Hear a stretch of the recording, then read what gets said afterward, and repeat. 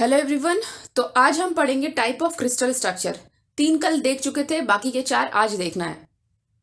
तो हम ये जान लेते हैं कि क्रिस्टल स्ट्रक्चर आपको क्यों पढ़ाया जा रहा है मटेरियल साइंस में। आप जो कोई भी मटेरियल कंसीडर करेंगे, चाहे वो आयरन हो, चाहे वो एल्यूमिनियम हो या कॉपर हो, दूसरे अदर कोई भी मटेरियल हो सकते हैं।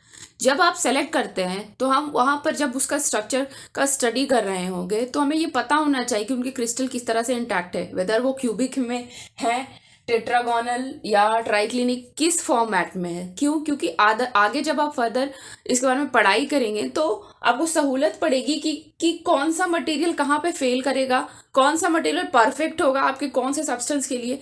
इसलिए इतना हम लोग माइक्रोस्कोपिक में जाकर पढ़ते हैं। यही तो है खासियत इंजीनियरिंग का, कि आपको कुछ भी इस तरह से पढ़ाया नहीं जाता है। पढ़ाने का एक कारण होता है कि जब देख रहे हो आपके मटेरियल में जब भी एंगल वैरी कर रहे हैं, इसका मतलब यहाँ पे है कि फेलियर होने के चांसेस हैं।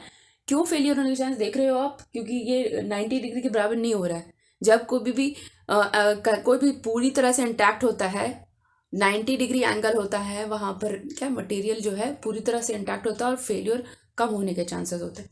तो हम लोग 1 बाय 1 देखेंगे। बाकी अभी फेलियर के बारे में नहीं पढ़ रहे हैं हम लोग ये क्या है, उनके क्रिस्टल किस तरह से अरेंज है, सिर्फ वही पढ़ रहे हैं।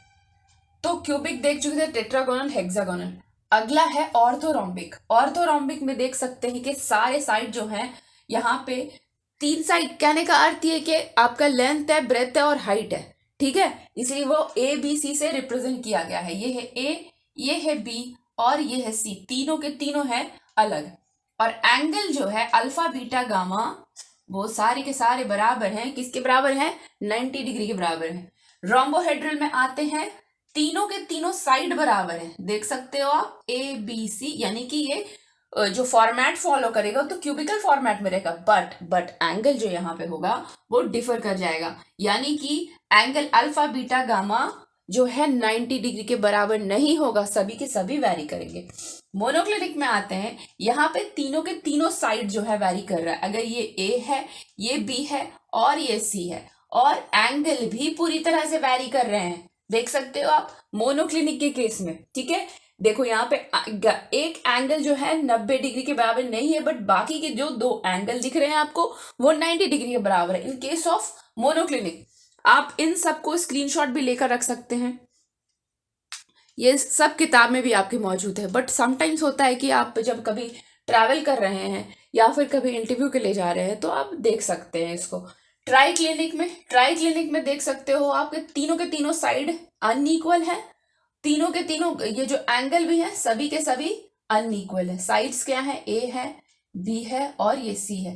तीनों साइड्स भी अनइक्वल है। याद करने का बहुत ही आसान तरीका है।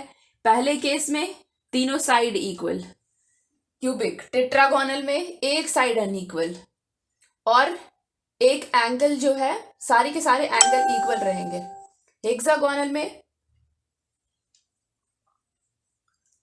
हेक्सागोनल में जो है एक साइड अनइक्वल, बाकी सारे 2 साइड इक्वल है 90 डिग्री के, और एक गामा एंगल जो है 120 डिग्री बना रहा है यहाँ पे। ठीक है, बाकी जब आप फिगर इसका आप देख चुके हैं कल, बाकी क्योंकि सबका क्या हेक्सागोन में ऐसे क्या 60-60 डिग्री का ऐसे एंगल यहाँ पे बन रहा होता है। ठीक है, यहाँ पे देखो ऑर्थोरोम्बिक में कोई भी साइड इक्वल नहीं है, बट एंगल सारे के सारे इक्वल हैं। रोम्बोहेड्रल में सारे साइड्स इक्वल हैं और एंगल जो है आपके 90 डिग्री के बराबर नहीं होगा कोई भी। इसका अर्थ यही है कि सब वैरी करे, कोई 60 डिग्री हो सकता है, कोई 75 भी हो सकता है। और ये मोनोक्लिनिक है। मोनोक्लिनिक में तीनों के तीनों साइड्स जो हैं वो अनइक्वल है, एक एंगल अनइक्वल है और दोनों साइड्स दो एंगल इक्वल है, 90 डिग्री के बराबर है। ठीक है, ये सारी चीजें आप देख चुके हैं, बाकी ये सब ठीक है। तो आज नहीं रहेगा। Okay, good luck, thank you.